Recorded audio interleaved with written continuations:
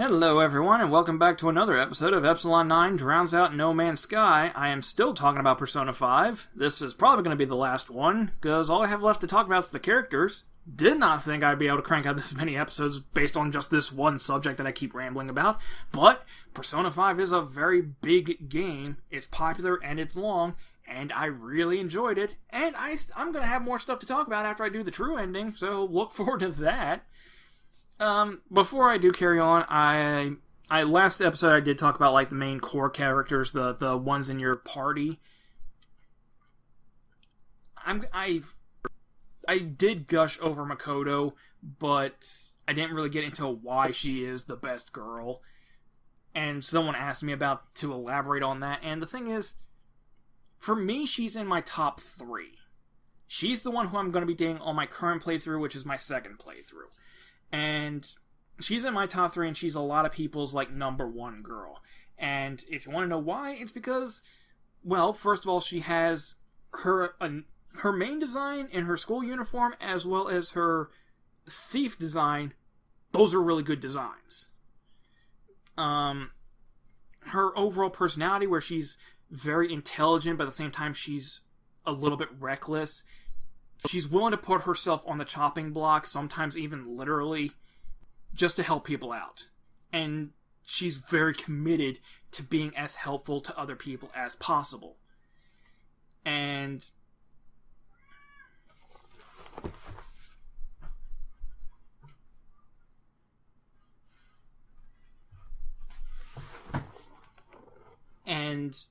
like, when it comes to, like, her fighting style is, she punches stuff as opposed to stabbing or smashing something.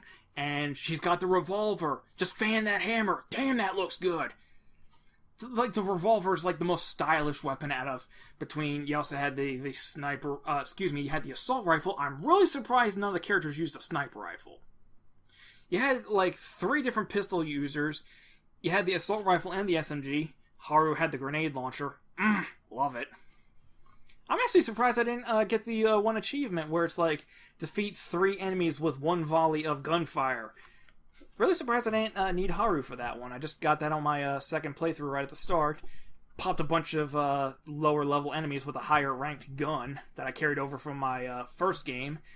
I am so glad so much crap carries over from your first playthrough. Surprisingly though, not a lot of the stuff that carries over is... One of the things that doesn't carry over is the amount of personas that you can hold, which is weird because that's usually like one of the very few things that does carry over to New Game Plus, is that you can only carry like 6 at first, and then it levels up to like 12 or something. Odd on that. Anyway, her persona is a freaking motorcycle. That is like one of the most unique personas out of all of them, because everything else is pretty humanoid. And it's a motorcycle that she rides, and it spits hot nuclear fire, which is only badass in its own right, but it's also an extra level of uniqueness to it. She had one of the best persona awakenings in the entire game. I think it was better than even the main character's awakening. She has a deep connection to 2 other palaces, and that like adds some character development to her. And despite the fact that she's a very strong character, she also has some really cute, adorkable moments. Like when she asks you if she's really a robot, and one of your responses is beep boop. Or like, this is something I'd never noticed. Someone had to point this out to me, but after she is trying to test the Phantom Thieves to see if they are just, she sends you out to take care of this one thing, and while you're taking care of it, she's stealthily, quote-unquote, following you along to see how you're doing it. And so whenever you go somewhere, she's normally like several paces behind you, and she's got this little comic book like right up in front of her face as she's following you around, thinking she's being stealthy about it. And as soon as you turn around and face in her general direction, the book will just pop up right in front of her face. I'm like, that is cute! I'm so glad that they're taking advantage of the more developed character models like that. Real quick, finish up with Makoto's, like, you also have her being scared of the dark at Sojiro's place, and her clinging to the main characters. Like, you also have moments like that, and like at the pyramids when the main character saves Makoto's, like, that's some, like, character interaction between the two of them. It's like, that's one of the reasons why I think that those two are the canon relationship. But real quick, talking about the character models is, it was when Ryuji said something along the lines of, like, this restaurant never has any customers, and then Futaba says, I'm going to tell the boss you said that. You don't see Ryuji's character portrait, you don't see him say anything, but you see his character model just turn, his eyes bug out as wide as they've ever been, and his jaw just drop and hang open. And it's like, yes! You see the character's reaction on the model without anything from dialogue or the character portrait. That's great. I love it. I'm looking forward to Persona 6 and like future SMT games doing that. So yeah, that's why I like. That's one of the reasons. That's several reasons why I like Makoto. That's one of the reasons why she is the most popular of the girls. She's definitely in my top 3.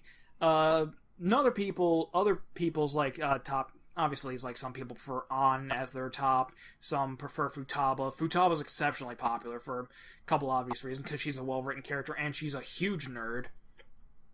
Haru, I don't think gets enough appreciation, but outside the main core party members, I'm pretty sure that the most popular girl is Becky. I'm not going to tell you who's Becky's secret persona, or I'm not going to say who Becky's alter ego is, because apparently that's spoilers. News to me.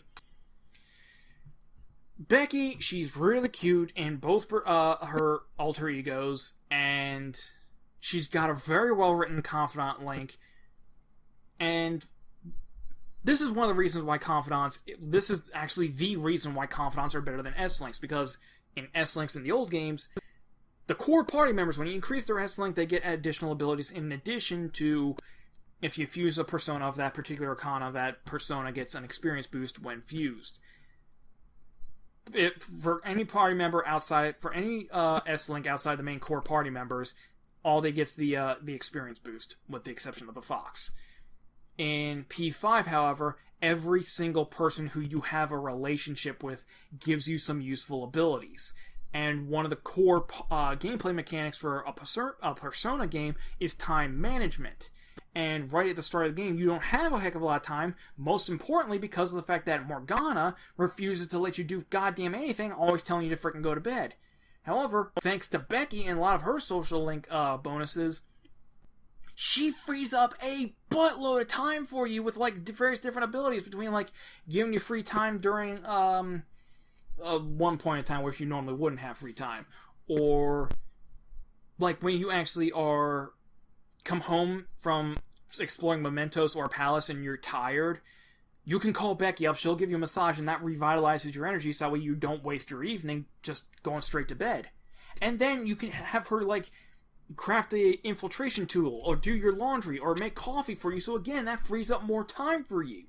That's why, those are the reasons why she's one of the best. So Makoto, I'm dating on my current playthrough, my second playthrough, and on my third playthrough, I'm going to be dating Becky. But Epsilon, who did you date during your first playthrough? That would be the first girl who I fell in love with in Persona 5. The one who I fell in love with as soon as I saw her in the first proper trailer for P5. Dr. Takemi, Tei is bae. Tei Takemi, you see for the first time in the trailer, and you know that she's one of the shop vendors. You know that she's the one you get the healing items for. I'm not really a leg man, but as soon as I saw those legs, I'm like, damn. It's like, that is a store I'm going to be going to all the time. And I was worried that she was going to be like the Forge guy from Daidara in P4, where, yeah, he has a character model, and you see that character model a lot because you go to that store a lot, but that guy you never actually really interacted with. He wasn't a real character, he was just a merchant. Thankfully, as it was revealed pretty early on, yes, Tei was a confidant. She was a social link.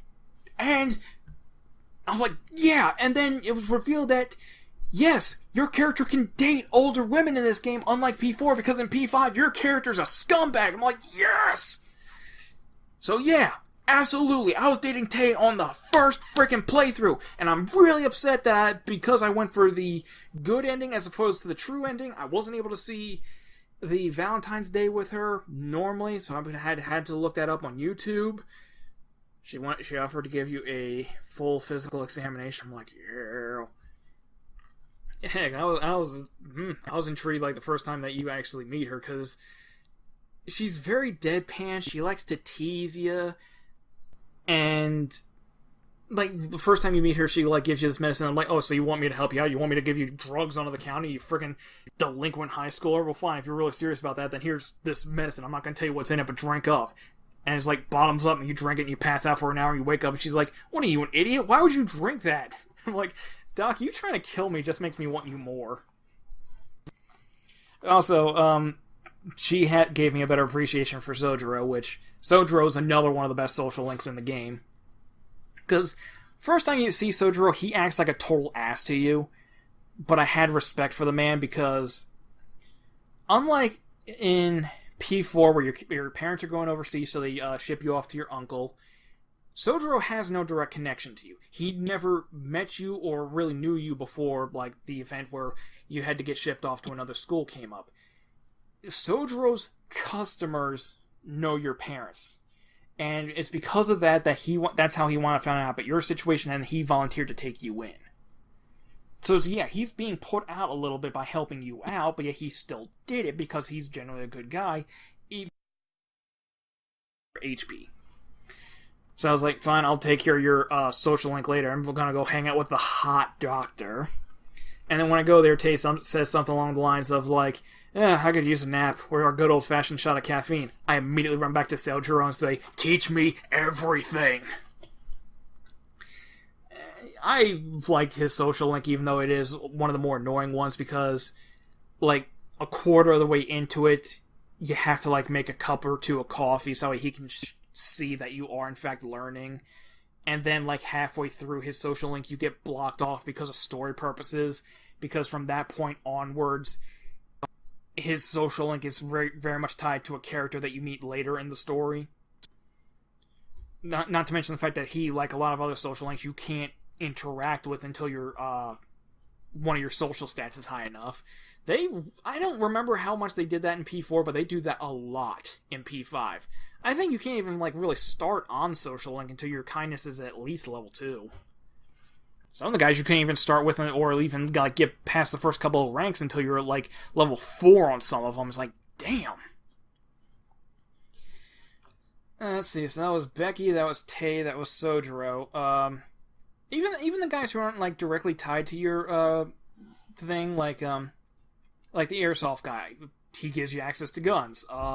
The kid, the tower, the one who teaches you how to shoot. I'm like, I like these guys. Even like the washed up politician, I'm like, typically that would be the guy who's like the least interesting, which you might say he is. Personally, I liked him. I liked his passion for being a politician, and he gave you access to things that made you generally more charming. He allowed you to have a better time negotiating with enemy personas. He allowed you to get more money from them, which was great. I don't think there was too many... I think there was hardly any, like, really weak social links, in my personal opinion. I think the weakest one was everyone's least favorite, which was Oya, the reporter, the devil confidant. Again, this is another situation where the concept art was better than the design we wound up with. Yeah, they wound up shoehorning her into, like, a lot of areas throughout the story, which... I don't know, I think you could have easily afforded to have her, like, much more fluidly, properly worked into the story overall, because she is a reporter who's doing stories on the Phantom Thieves. This could have been, like, a real Lois Lane type situation. You could have actually worked her in more, but overall, it's like, it was a problem with, like, her character design and her overall story just weren't that interesting, and the abilities you get from her, while generally useful, really aren't as good as some of the others. Not that that would initially help, because you had the fortune teller who, yeah, her the abilities you get from her are actually, again, useful in saving time. Because it was like something where she could read your fortune on like one of your friends and that'll get you points with them, but it doesn't waste time. So it's like you want to go and hang out with An, but you're not going to level up yet. Go hang out with the fortune teller, or have her like read An's fortune, that'll get you points. And in that same period of time, you can go back with An, and you've gotten enough points from the fortune teller that now you can up your relationship with An. I think part of it comes down to, like, the fortune teller and the reporters, social links just aren't that interesting, and, like, they are so far out of the way that people, and you don't get access to them until, like, more than halfway through the game, that people just don't have that strong of an opinion on either of them.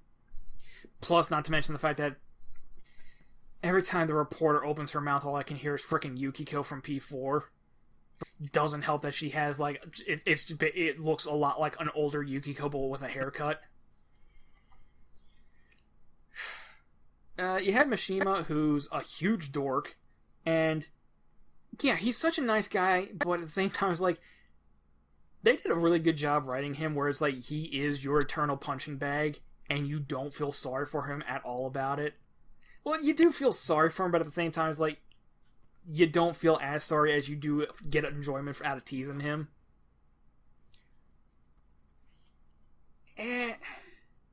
He's a cool guy. I liked Mishima. I think he gave you a couple useful perks, such as having your characters in the back row who aren't directly fighting also get experience points, which, thank God, you get. That's the first ability you get from him, and you unlock that through the story before you get your 5th party member, so you don't have to worry about, like, your 5th party member being so far behind. You also had Hifumi, which a lot of people love. She's probably within the top 3 of most other people, which, yeah, I'd probably put her in my top 5. Her one ability where you're able to, like, switch out party members in the middle of battle was a real lifesaver against the main politician bad guy. A lot of people are pointing out apparently she was intended to be one of the Phantom Thieves, but apparently the developers thought the game was long enough as it was. I don't know. Maybe when P5 the Crimson comes out, she'll be roped into being the Phantom Thieves. I'd actually kind of like it if, like, you have the option of, like, recruiting any of the other confidants to the Phantom Thieves. Because I really think that, like, heck, Takemi or Becky or pretty much any of the other guys, I'd like to see those guys as Phantom Thieves. I think that'd be really freaking cool. Man, I know that there's some social links that I'm forgetting, and it kind of sucks. Cause, like, all the social links are, like, a lot more interesting this time around. They're all a lot more useful. There's one guy who I know I'm skipping. There's one woman who I know I'm skipping. Screw the guy. If you know the game, you know who I'm talking about. The woman, it's like, again, it's like, she's probably, like, the one female in the cast who you can't date. The one major female. I'm surprised you can't date, like, some of the background teachers. Not really surprised. I'm not surprised at all. Igor's a social link. Oh, yeah! Yeah, Igor, he's, actually, I think if your ability to carry over, like, the 12 personas that you could hold carried over to New Game Plus, it would, like, make his social link, like, a lot less useful, but at the same time, who really gives a crap, because his social link ups through story reasons. That makes this game really unique, because Igor's in 3, 4, and 5, but yeah, this is the first time you can actually form a social link with him. Technically. Not going further into that, because spoilers. And then you have the strength social link, which I totally forgot about, Justine and Caroline. It's exactly the same as the social link you get from Margaret in 4. I'd imagine it's the same you get with Elizabeth in 3. Again, I didn't play 3. From what little I've seen of Elizabeth from, like, certain cutscenes on YouTube from 3 and certain cutscenes of Persona Q, again on YouTube, yeah, I can see why people would prefer Elizabeth overall. Personally, I prefer Margaret. And, hell, I didn't even think Marie was that bad. I know I'm in the minority on that one. I completely understand why I'm in the minority on that one. But, really, even if you don't like Marie that much, I don't think that you're going to hate Marie that much more than Justine and Caroline. I really don't like those characters. They're not that interesting. And even worse is that their social link eventually leads to another Velvet Room attendant, Lavenza, and she's even less interesting than those two. So yeah, you have Justine and Carolyn, who I don't know if I said this in an earlier video. I looked up the guide for some of the trophies. They're probably going to be the last trophy I get to because they're the hardest, with the exception of maybe Reaper. But Reaper becomes a lot easier if you hunt him during flu season. So we'll see. I did get the Soda trophy, which is one of the rarer trophies in the entire game. I think one of the few. There's very few trophies that like fewer people have than that. I think it's only topped by like maybe complete the Persona Compendium, which is kind of difficult. That would actually definitely involve multiple playthroughs. It would also definitely involve doing a lot of extra grinding on the last months during flu season just to get up to a high enough level to get those last bunch of Personas.